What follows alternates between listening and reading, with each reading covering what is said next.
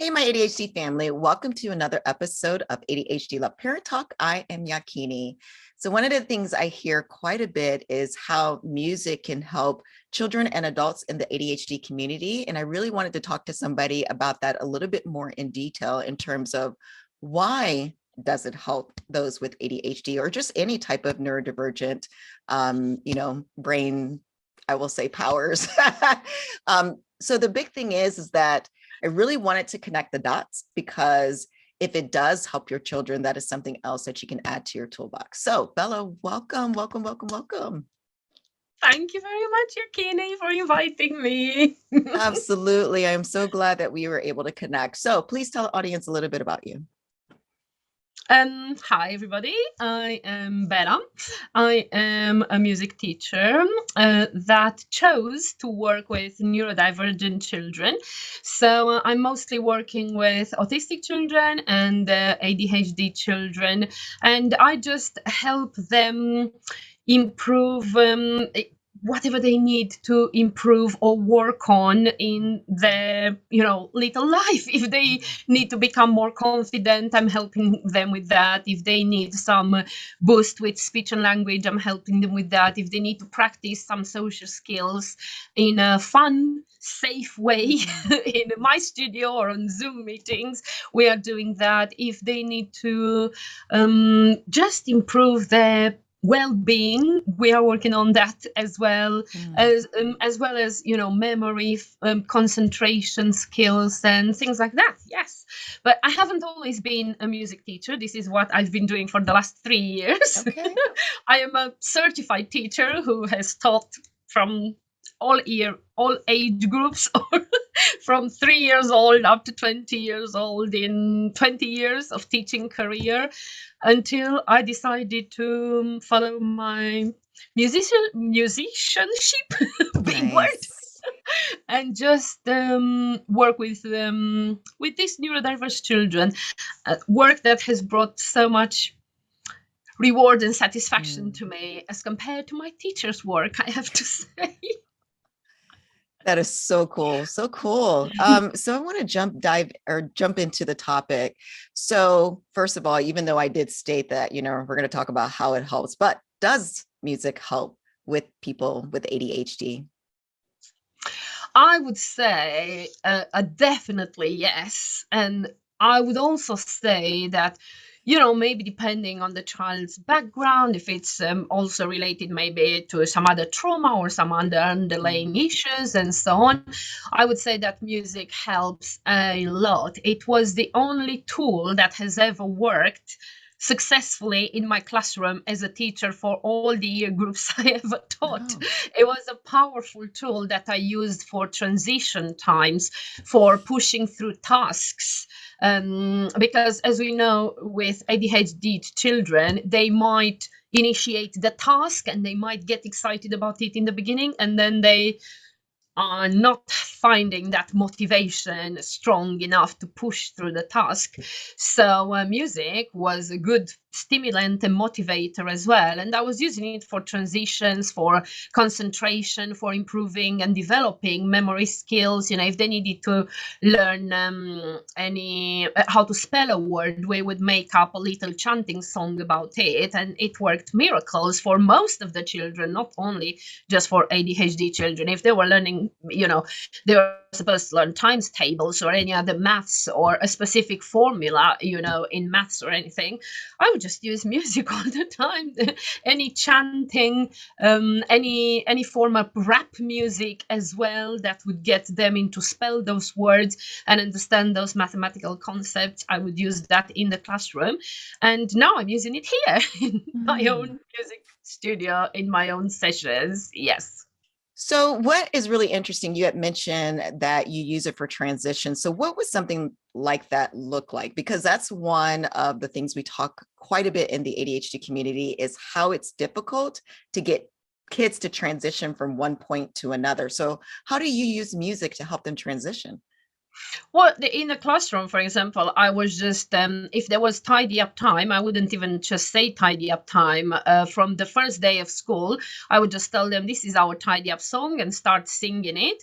And when it was tidy up time, whatever time of the day, however many times it was required within the day, I would start singing it and play it on my guitar. Or if there was a YouTube version, I would just play sometimes the YouTube version to save my voice. And I would never say, pick up your toys, pick up that, or pick up the papers, and once you finished, come on the carpet, or anything.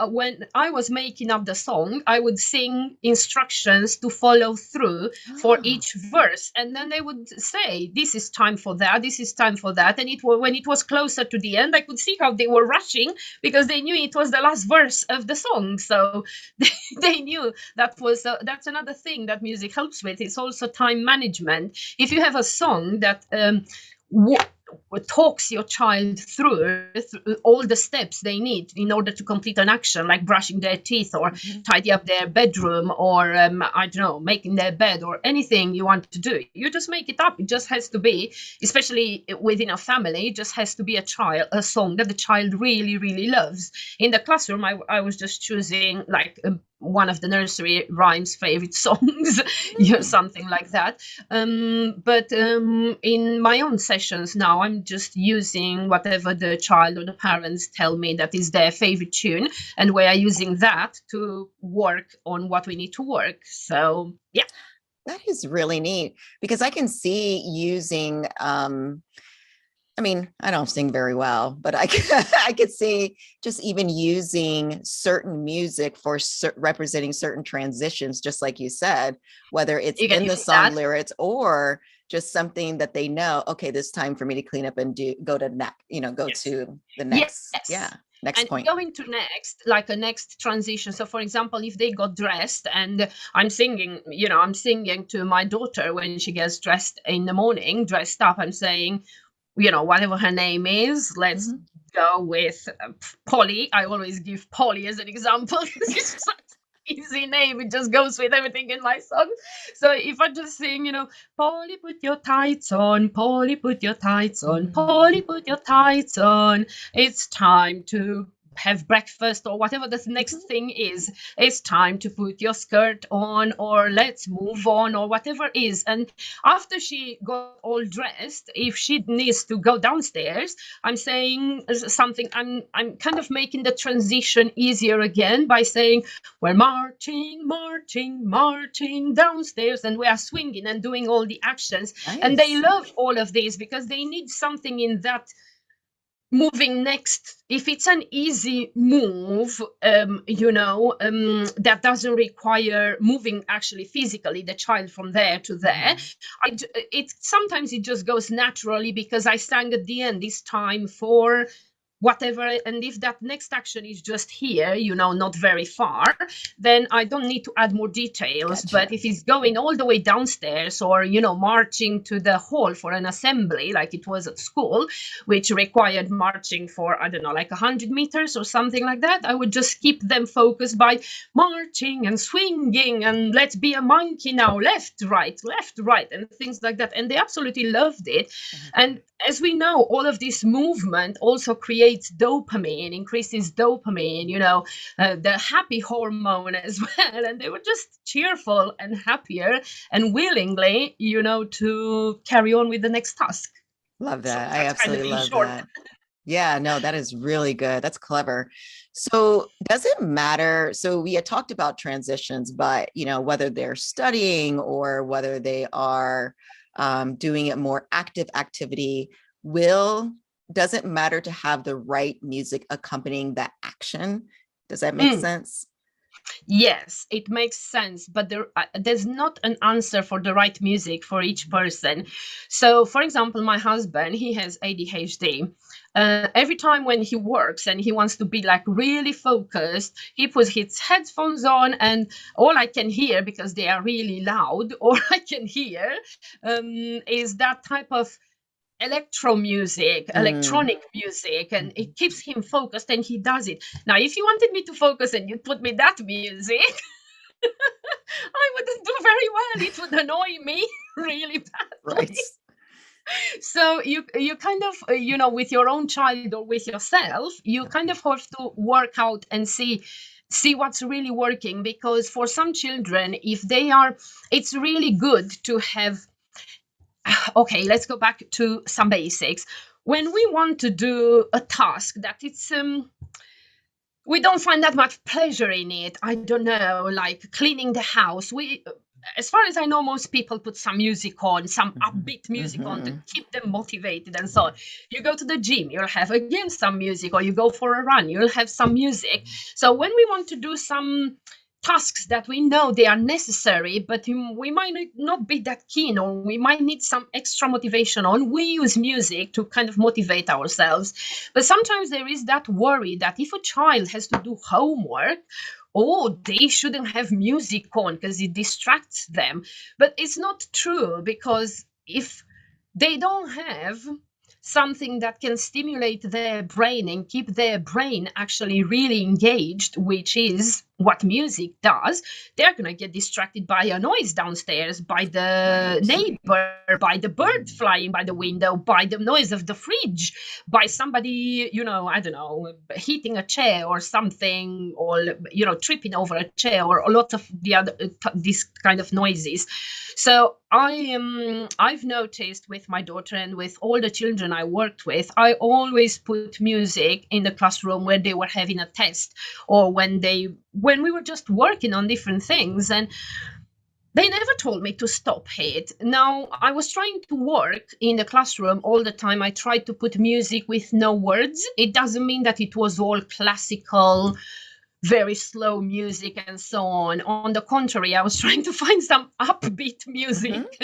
Sometimes those backing tracks of familiar songs that they knew, pop songs that they knew, but no words, because I thought that words probably would be too much while they were trying to think and so on. And I didn't have any children that ever told me to stop. I had management sometimes worried, but when they saw their work, they were usually not worried. That was in the beginning, before knowing me that I'm really working with music. So, yeah, I would say, you kind of have to find out, for yourself or for your child, what music would be the best. I worked at some point with some teenagers, and they were into rap music, and you know how those words go fast, one after another. I couldn't even say them, as English is not my first language. I could never keep up with what they were saying. But they loved it, and they didn't mind it when they were supposed to have, some collaborative work, or when they were supposed to produce a type of work. They didn't mind it. They wanted it on. They were asking me, can we have so and so? And sometimes I'd say no, because I have to vet them. I have to listen to it first to make sure it's appropriate. But if I knew it was, appropriate for them, I put it on, and I could see how they were doing their work, and sometimes stopping and saying the words of the song and then going back to their work. So it was really fascinating to see how they can dip in and out without actually any distraction, and how music was motivating them and helping them to push and see through, the end of a task. Otherwise, it would have been really difficult for me to keep them engaged, I would say, for a long time. And it's the same in my sessions. Yeah. And the reason why it works, I have to say that to make sense, it's because, as we know, children with ADHD, they find it difficult, to some of them, of course, there's a variety, and so on, difficult to focus, to sustain that focus, and also self-regulate and those thoughts, and filter through the thoughts that are priority and thoughts that are not priority. But in order for that, in order kind of for their brain to regulate the thoughts and even prioritize, they need a perfect steady input on their brain, so that it helps regulate the neurons. Whilst when we talk, we can't provide that we can't provide that perfect input, because I'm not kind of speaking at a perfect steady beat, am I? No. And whatever noises happen outside or around them, they don't happen with that predictability either. But music, as we know, it reaches the brain, and it reaches deep in the brain. It has the power to create new neurons. It has the power to connect the neurons as well, and it has the power to organize them, because a brain that's not organized, a brain that goes all over the place, let's call it simple this way, will be organized by that steady, perfect input that it receives from the outside. And that is music, and that's what music does, and that's why it works. That I wanted to make sure I say Yeah. the last part. No, no, no. I love that. And I can see that with my children, especially with my daughter. My daughter also, I mean, I've played music to them since they were in my tummy. I mean, I literally have always played music to them. And it's really interesting to see my daughter. She will, when she needs to calm, she'll listen to music. You know, like if she's really excited, when she needs to calm, she'll listen to music. When she reads, she'll listen to music. When she studies, she listens to music, and she'll listen to different type of music depending. So to your point, if it's distracting, there's certain music she can't listen to, but she'll listen to something. And it makes a huge difference. Both of my kids go to sleep to music. Well, it we have over the years played different things. So, you know, first it was like classical, then it was light rock, and then it was jazz. Now it is more like nature sounds. And they absolutely love that. But music has always been a part of all of our lives, and it really does. It's almost like, you're right. It's almost like it's like fidgeting and listening to the teacher, right? It's just taking care of a part of their brain where they don't have to think about anything else, because that music is taking that, you know, I don't Yes. know the official terms for it, but it's almost like it is keeping that part busy so they can focus. And it's Yeah. really cool to see. Definitely. It keeps all the other distractions away, because Mhm. the brain, the music has already taken care of it through Yeah. all the things that happen in the music, you know, through all the rhythm, the rhythmicality, the music, the Mhm. different notes, the layers that are added to all of this music as well.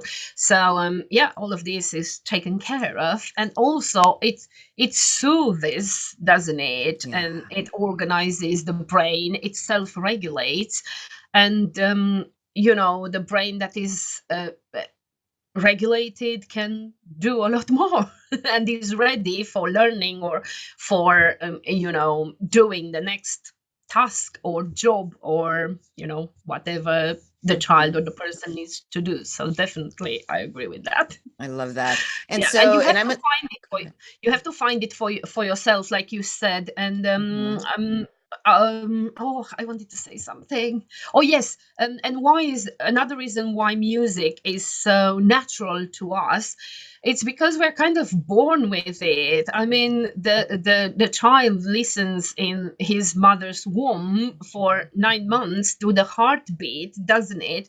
And Mhm. we have a heartbeat that beats at the same, you know, pattern all the time. And then we walk, we run at a specific rhythm, at a specific pace that it's ours. So it's Mhm. rhythm, it's kind of innate to us. And Yeah. sometimes, like you said, it's not actually about the melody in a song, it's about that rhythm Mhm.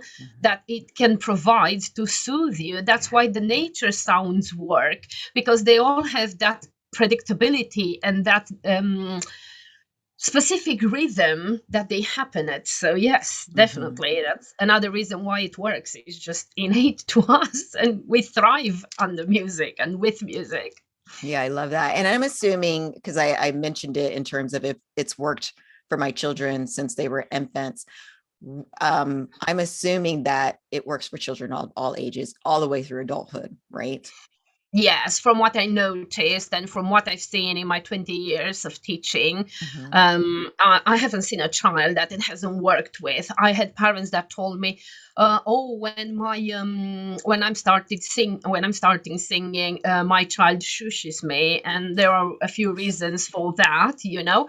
But one of them might be there was an autistic child and they had perfect pitch, and the parent was not singing at the perfect pitch. He knew that the song was at, so obviously, so if that was sorted out, the child didn't shush the parent anymore. And like you said, you mentioned that you don't have a great singing voice. You don't have to. Again, it's not particularly the singing and the melody that soothes that much, is the rhythm that you keep.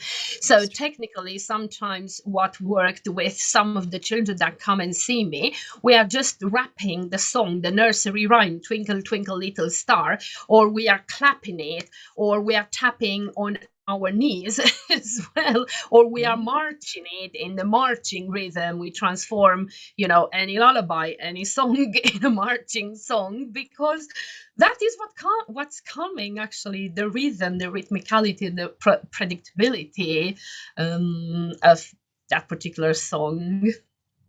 And that's really So yeah. interesting. I've also heard that sometimes the child, the neurodivergent child, doesn't always need the predictability. Like I was talking to somebody else where the music they have actually has like a different, it's not like a rhythm. It's almost like the sound is coordinated, but it's almost like against each other. It's not like a perfect flow. And Mhm. it seems to also help some kids focus because it isn't a perfect rhythm. Have you heard of that before where I've heard of a similar concept, so that's Mhm. why I kind of said, and as we know, ADHD as well as autism, it's quite such a large spectrum, Mhm. isn't it? And each individual is so different. And I work with a lot of children, with a few hundreds. I'm kind of currently working in and out, and what works for one, it kind of never works for the other one. I Mm. have to adapt it all the time. But I think you may be familiar with those singing bowls. Mm-mm. No, so No. anyway, maybe there are some of them. There are metal balls, and it's like a spoon, in kind of a spoon. And if they go round, they kind of make a sound, and they have absolutely no percussion, no beat to it. It's Mm. just a sound, like a humming sound, like you would go Gotcha. or Yes. and Mhm. it goes on and on. And technically, like you said, it has no beat. There's no actually nothing to be predictable. It Mhm. might go louder or quieter, but you don't know when. But there are lots of children that I work with and their families that find it really, really relaxing. Okay. So yes, it just works. It's also part of the vibrations and the sounds. They were talking about sound therapy. There are talks recently about sound therapy, which again has nothing to do with the rhythm and predictability. So it really depends of everybody. And as parents or educators, you really kind of have to dig deep and see what works for your child. I had a child who seemed to never listen to any music, but then I heard from the parent that they are playing video games, and each video game that I knew or heard of, they all have a type of music incorporated in there. So all I had to do was to find music from different video games, listen to it, see what they have in common, all of those tunes from those video games, see what they have in common, and I reproduced it when they came over here, and the child got engaged immediately. So it was all about the sounds, the instruments that they connect with, because if somebody might connect with the drums really well, somebody might just connect with the electric guitars, and when they come here, I play the ukulele, they won't be impressed with that, so they won't engage with it at all. So yeah, you do have to find what works. I love that. And so, like, how does a parent get started helping their children, or even a teacher, whoever works with neurodivergent children? How do they get started? How do they find the right music if, the children really don't know exactly what they like yet? Like, how do they introduce that concept to them? Just start if you remember you were going to music groups a few years ago and you Mhm. remember that your child was responding really well to a particular song from there. If you remember it, start with that one and Okay. start singing that song so you bring those memories back.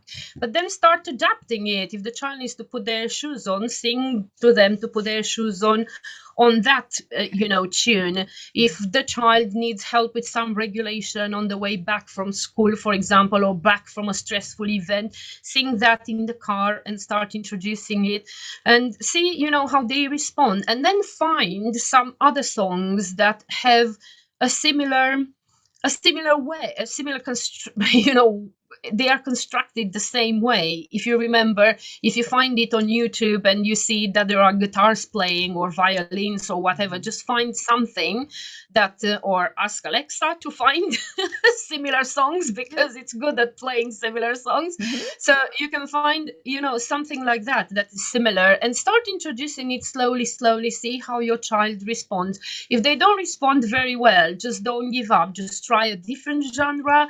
Try and pay attention when they watch a movie. Do they really listen to the last like 5 minutes where they play lots Mm. of melody and they show Mhm. the names of all the people? Because my daughter does that, and that's how we realized that she's interested in classical music, as they were playing. Most of them, they kind of play instrumental, modern or kind of classical, Mhm. modern classic at the end of those type of song of movies. So that's how we realized she was interested in classical music. I would have never. And we put her some opera and some classical music, and she was all fascinated. I would have never discovered that if my husband didn't tell me that. She keeps on asking me, she wants to watch the music at the end. And I said, what music at the end? Just, how they play the music. I said, that's boring. But it was not boring to her. Mhm.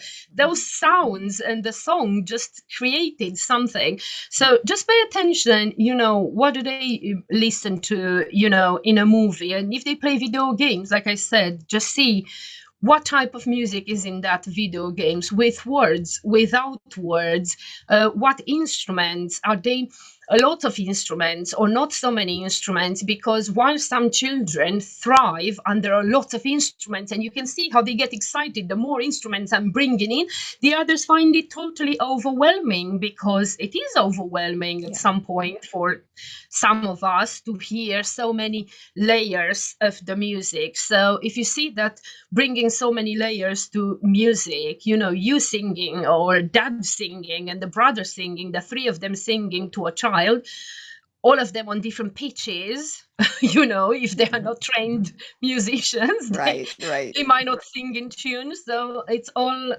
a bit overwhelming. And also try it when the child is feeling okay. Mm.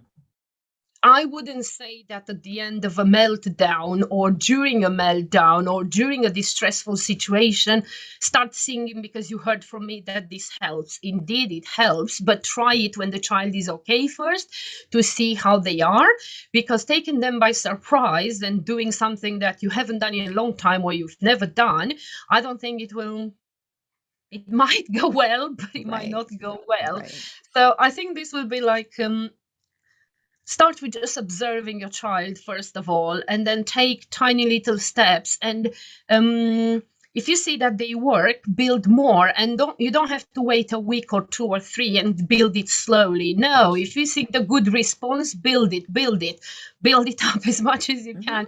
And if you end up singing in public in the park every time when you go, or while standing in a queue, we sing sometimes when we stand in a queue and wait at the tills, or we march. And so what? I prefer marching and staring from the people instead of a meltdown or a Right. dysregulated child that I have to deal for an hour or two afterwards.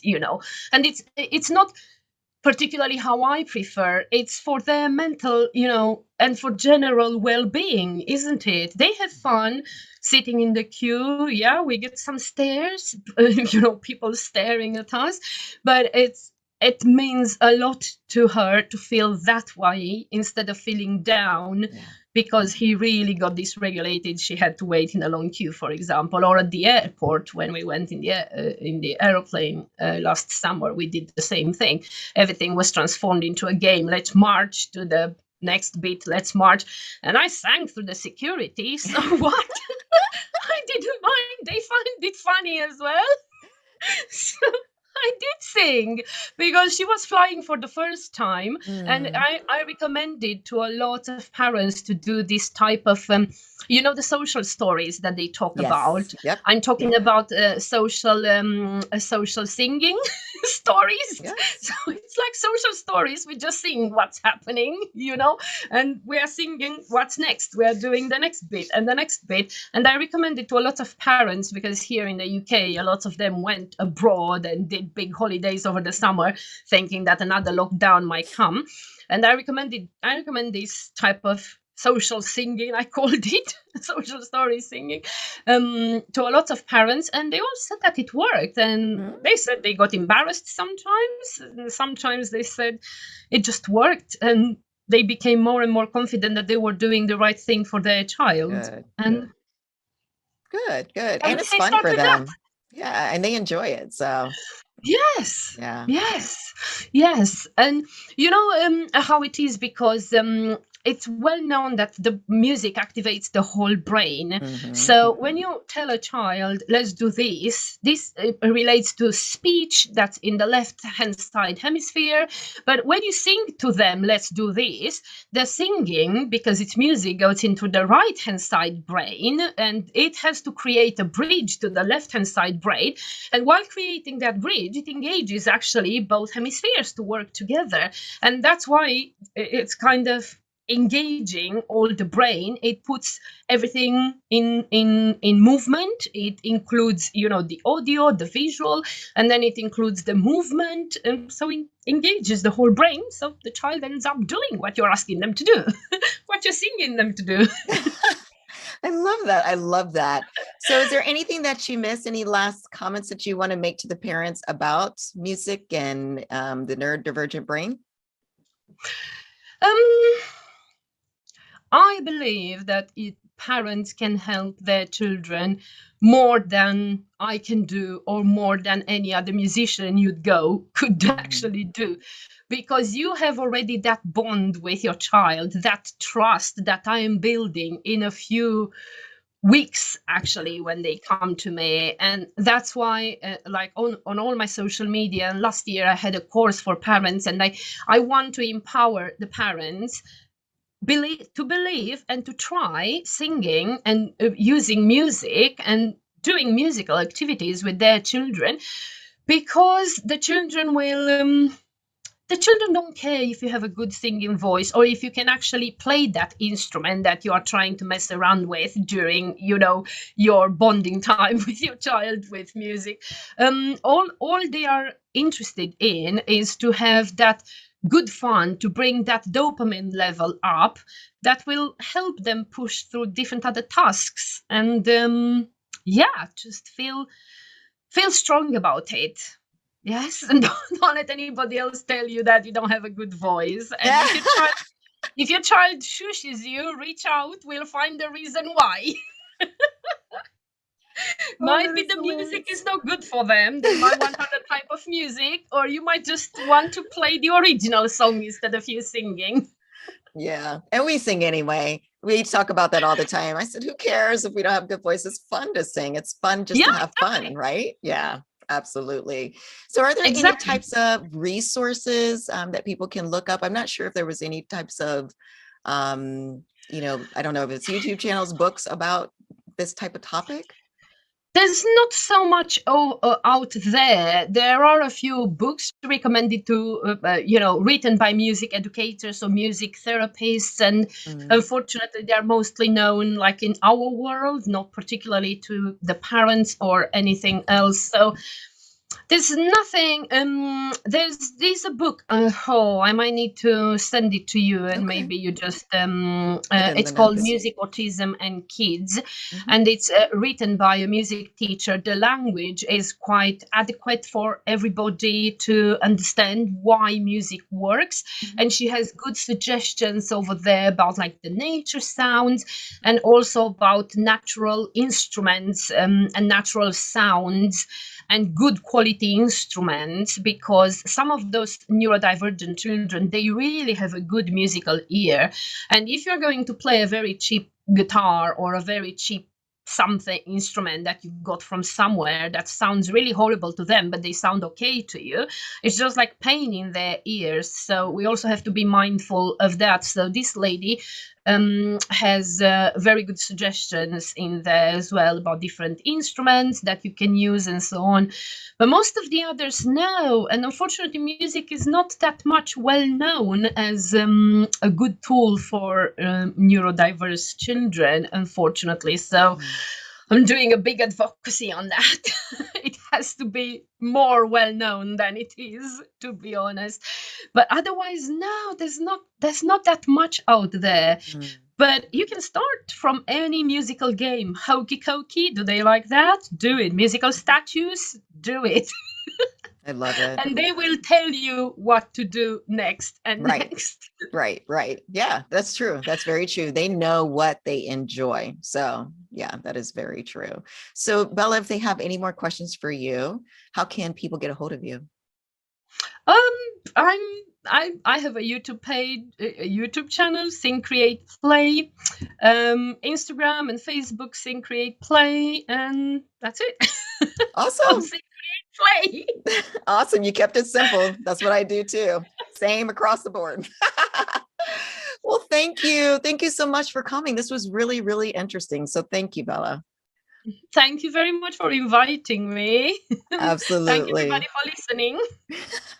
Absolutely. All right, everyone. So that closes up another episode of ADHD Love Parent Talk. If you want more content like this, make sure you hit that subscribe button and hit the notification bell, because every time a video comes out, you will be notified. And if you liked this video, make sure you hit that like button. All right, everyone, have a wonderful day. Bye. Bye, Bella. Bye bye.